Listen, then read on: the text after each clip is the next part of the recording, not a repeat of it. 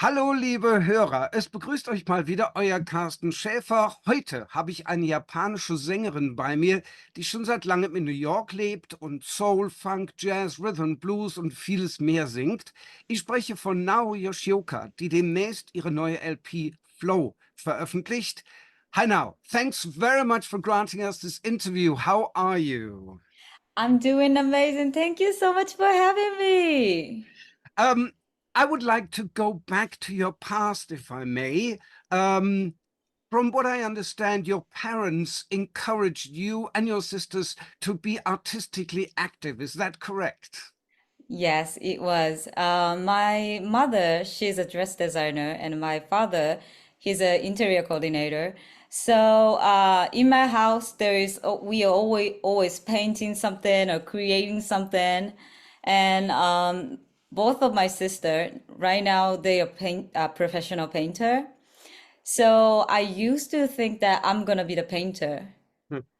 But I was like secretly love music. I was singing in the bathroom. I went to karaoke for 8 hours a day, just like keep on singing. But I was a little bit afraid to say it.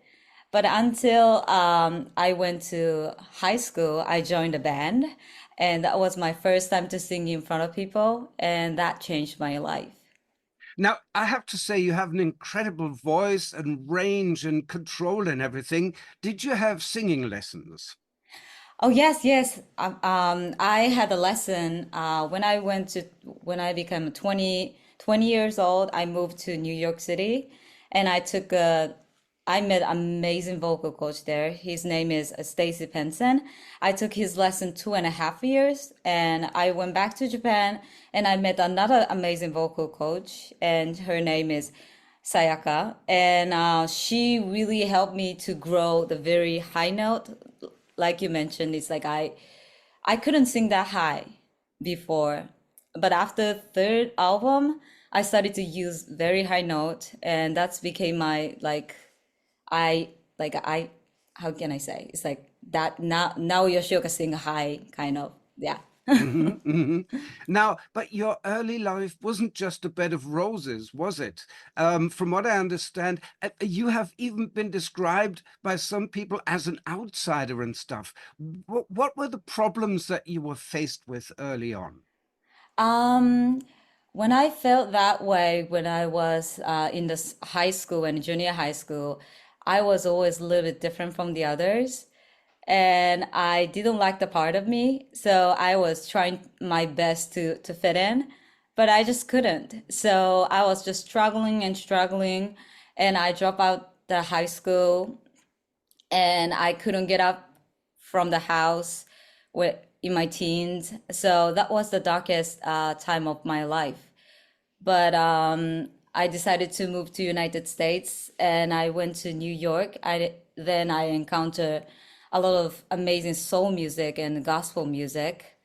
And one song, Some Cook, by Some Cook, A Change is Gonna Come by Some Cook. Hmm. That song, when I sing that song, it's really helped me, and that was the first time I felt like, wow, music can really heal and help some people's life, because I've been through a really hard time and I always felt alone. But when I sing in a song, I feel like, yeah, maybe someone is have a same experience as me, and I'm not alone. So that's why that that's that was one of the reasons why I started to sing soul music. Hmm. But you went to New York all by yourself at a very young age. Wasn't that a frightening thing to do, or were you just psyched and say, well, I'm going to do this now. I'm going to do something that I want to do. I decided because I couldn't get up from the house. I was just crying in my room all year. I didn't do anything. And I wanted to change my life. So I was reading a book, and it was about New York. And when I was watching the TV the same day, it was about like New York City. And I felt like, yeah, this could be a sign from the God. It's like maybe I need to step out from where I am right now. and to see what else happening in the world. And so it was difficult, but the life that I had was more difficult than stepping out from the safety zone. Right. Now, tell us, who were or are your musical heroes? Who did you love to listen to? Who influenced you? Whatever. When I was teenager, Aretha Franklin was my queen. Then when I was living in New York, Gregory Porter, Hmm. he was playing in very small jazz cafe in Harlem every Thursday. I cannot believe right now because like he was playing like the 50 people capacity night like club every Thursday, and I went there. And I was like studying what he was like, his vocal technique and his music. So then I moved back to Tokyo, and Erykah Badu and Jill Scott and D'Angelo, they really influenced me. So it's like in my teens, New York and Tokyo, like those are my influence. Mm. What did you already like soul music when before you moved to New York, when you still lived in Japan, or did that develop through the move to New York? I listened a lot of soul music before I went to New York because my sister was listening. She was a big fan of MTV Music Award. So she was playing all that. And also in Japan, Sister Act was huge hit. So that was my first time to experience gospel music in my life. And Lauryn Hill, Yeah. she really opened my eye to like, wow, what kind of music is this? It's like she sings so beautifully. She sings so different from the others, and what's going on? So at that time, I couldn't even speak English, but I tried to sing it, and I didn't know what she was saying, but I was writing down in Japanese and trying to sing like her. Yeah, that was amazing experience. I have to ask you about this because you said you didn't speak English yet. Now, I'm a translator and interpreter, so I love languages. And I would just like to know, when did you learn to speak English? Did you learn to speak English in Japan already and then perfected it when you went to New York? How did that happen? All Japanese people learn English like 6 years, junior high school, elementary school and junior high school. We learn 6 years of English, but no one cannot speak English that much. So when I decided to move to New York, I was like, I know the word, like I have a pen. His name is Tom, and like those simple things is like thank you.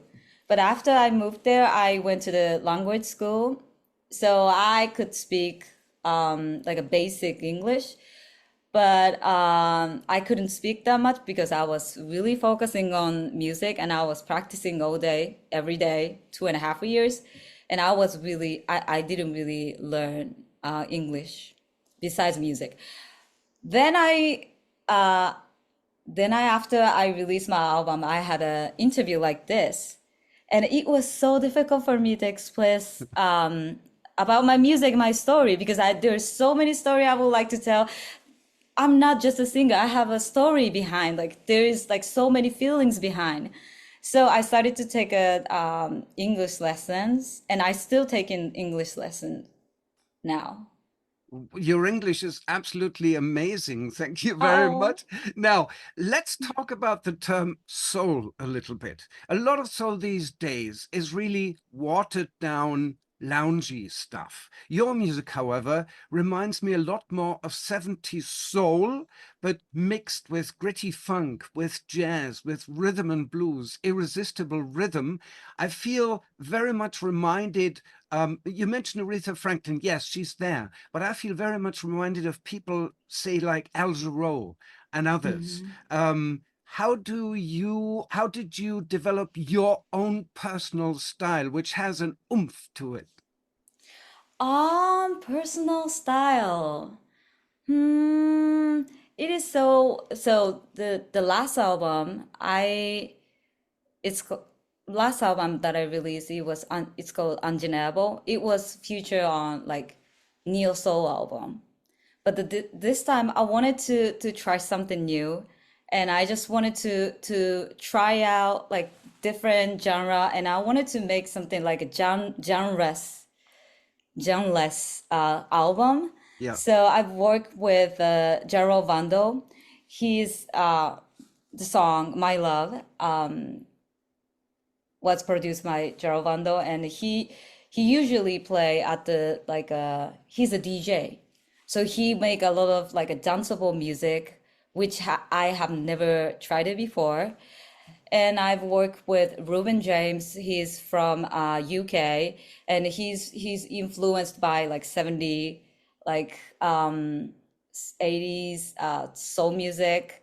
And so I don't know. It's like this album, I when I make it, I know the feeling that I wanted to express, but it depends on the producer that I'm working with.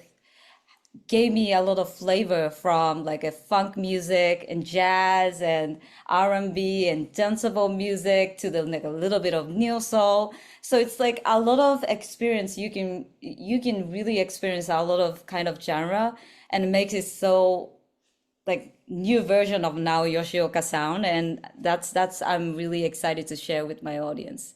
Now, we'll get into that in just a second, but allow me, before that is the case, to get into the Tokyo Funk Session 2022. Your song, Love is the Answer, is really what prompted me to say what I just said. These lengthy versions of songs with great instrumental parts and you demonstrating your incredible vocal abilities. Um, what is that? Is that for you basically something you do live? Or would you put that on studio records too, that long and stuff? Um, can you repeat that again, the Yeah, question? yeah. Now we have this long Love is the Answer live Uh-huh, track with the uh-huh. instrumentals and stuff. Could you imagine doing something like that in the studio as well? Oh, yeah. So when I do the live show, I always wanted to spotlight musicians because they're not just a back band for me. They are an artist. So that's why when I have a live show, sometimes we have like one song for 15 minutes, and each musician's gonna have like a 5 minutes long solo, which I really love because I went to the when I went to Maxwell, the R&B singer, when I went to his live show, like he had a long solo for like guitarist and bassist, and it's like it was amazing experience. So I would love to have it because it's like when I put out that version on YouTube, Tokyo Funk Sessions, I was surprised how like so many people comment, and they're like, please release it. It's like we need this. We need kind of like a music, and I was so surprised, and I would love to release like that. And I wanted to feature on fantastic musicians. So yeah, I would love to do it. That's a great idea. Well, they are all great musicians, yourself included. Now, let's talk about the new album Flow. You said something which reminds me of the producer. You said you wanted it to be genreless. Is Yeah. that why you chose Kari Martin, a genre-spanning, Oscar-winning, Grammy-nominated composer, musician, and producer? Yeah, so Kari Martin, I started to work with him from my third album, The Truth. And he's just a genius, talented producer. Also, he is a really good friend of mine. And he produced the song Unapologetically Me, which is already out now.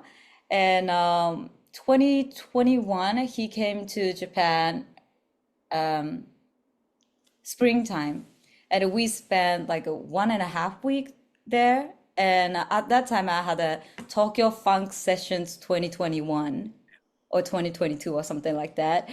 And he came to the show and he got inspired. And next day, he came up to me and he said, I made a track inspired by your Tokyo Funk Sessions. I think you need those kind of track for your new music. And that track was amazing, and it's so energetic and so authentic but so unique. So yeah, this it's he's one of the gentlest producer that I ever know for sure. Which track was the one that he said you need to do? Unapologetically Oh, me. that was the one. I will Yeah. talk about that in a second, but you already mentioned some of the musicians that are on the new album. How did you choose the musicians? Musicians or producer? The musicians on the album. We talked about Karen Mateen, but you also have guest musicians. So how did you choose them? So I featured amazing trumpeter Kuroda Takuya.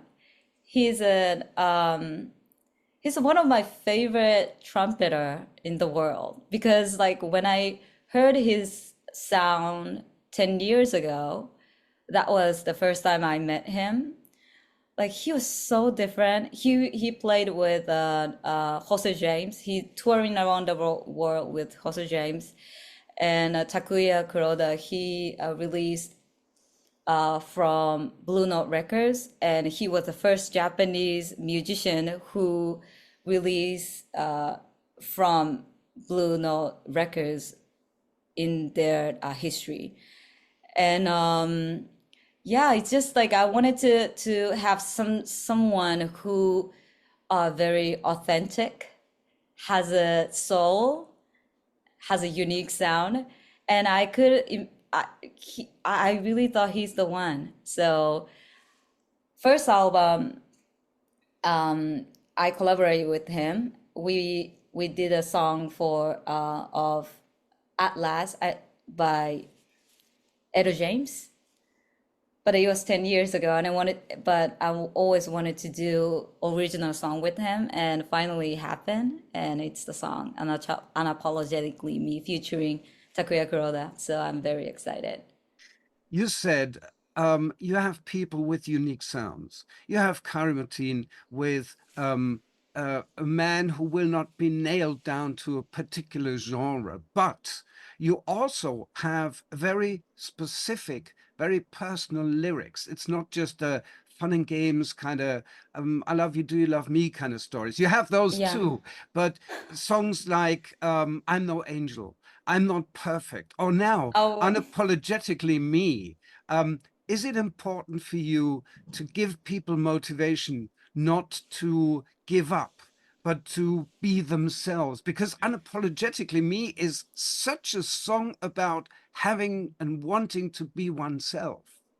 yeah, it is so important because I used to didn't like myself when I was teenager because I was different from the others, and I dropped out of the high school. There were so many reasons why I couldn't love myself, but the music was a tool for me to prove my talent in a way, and that became my reason that I can love myself, start to love myself. So when I sang the I'm not perfect, gotta love myself, that's from my first album. Then second album, I'm no angel. It's like I wanted to be forgive myself at that time. And third album, I have a song called Celebrate. Celebrate. That song about diversity of life. And I wanted to accept my life, even though I have a little bit different perspective and like different life from the others. And then now long way, but finally, I think I love myself, and I'm so happy to release this album Flow because after the pandemic, I needed to come back from United States to Japan, and I was watching my dream of having a career in United States crumble, and having an amazing career in United States was like a ideal version of myself. It's like I wanted to have that version of myself, to love myself, but it didn't happen. And I was mentally and physically breakdown. I lost my voice and I didn't know what to do. But I I started to do something like I started to do something that I really love without music. It's like, without music, what kind of person I am? That was a question that I had at that time. And I started to cook. I invite my friends to my house and I started to cook. I was traveling with my sisters and having a good time. I was started to take in a dance class, and I went through what psychology call flow state, which is you feel fully immersed and liberated. And when I experienced that, I was completely fearless. I didn't need to worry about the future or past. I was just living in the present. And that's became my theme of this album.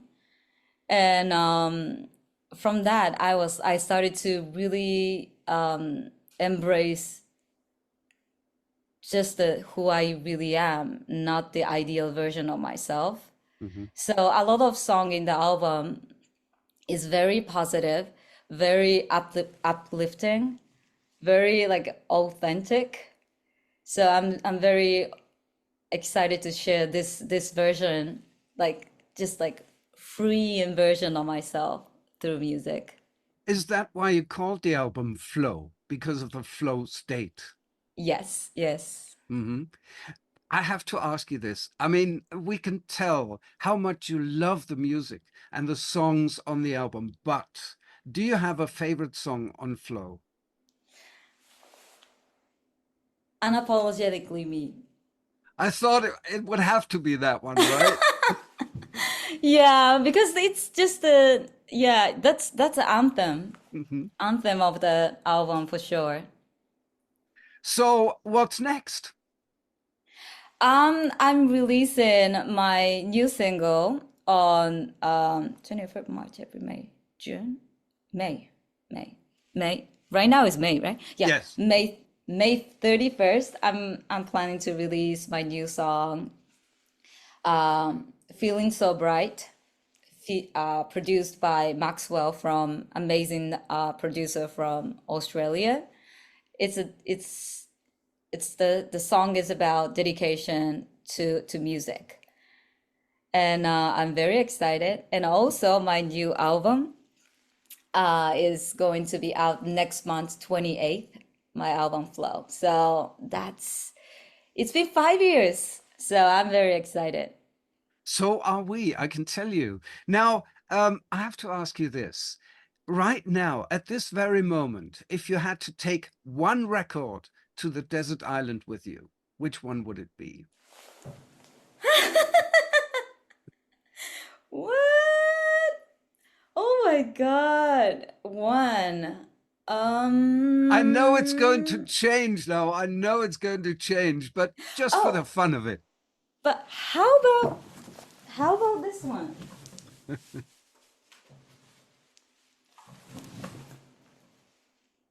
Anita Baker. Yeah, Anita Baker. Wonderful. I yeah, I really love this album. It is great indeed. And another thing, I came across a little thing from a little figure from when I was a little kid, and I didn't know I still had it. And that's why I'm asking this question. Is there something from your childhood that has somehow survived all this time? You still have it, and you're happy that you still have it. The feeling? No, some sort of object from your past, from your childhood that you still have. Object means like Like thing. yeah, yeah. Do you have? It's like, do you have any like Oh yeah, example? well, I found a little figure that big from when I was maybe 6 years old or something, you know, and Really? I didn't know I still had it, and I was very happy I still had it because it brought back memories. Do you have something like this Oh, that you still have and that you are happy you still have it? oh my God, I don't have any because I realized I've been moving to new apartment once in a 2 years for 15 years. Yeah, well, Yeah, but all my fans' letters and gifts, I collect them, and my sister has it in Osaka, which is my hometown. And that's something that I don't want to like throw away. So I let my sister keep it. It's like, don't throw away. That's my thing. So whenever I go back to my hometown, I can still watch those things, and yeah, I still so happy to have those. I can see how much you love music and how much you love your fans and how much you love doing this. So the very last question, we already talked about some personal things, but is there some kind of, say, message, something that's important to you that you would like to tell our listeners? Um, so this album, I wanted to tell my audience that we are living in a very unstable world, and as being adult, we we are so easy to doubt people, doubt world, believe that this world is not beautiful, and you shouldn't trust people, and you shouldn't love people so easily. But I think when I listen to music, I can fluently believe that this world is for love, and we are here for love. We are here for, oh, it makes me so emotional. We are here for helping each other. And that's why I'm doing music.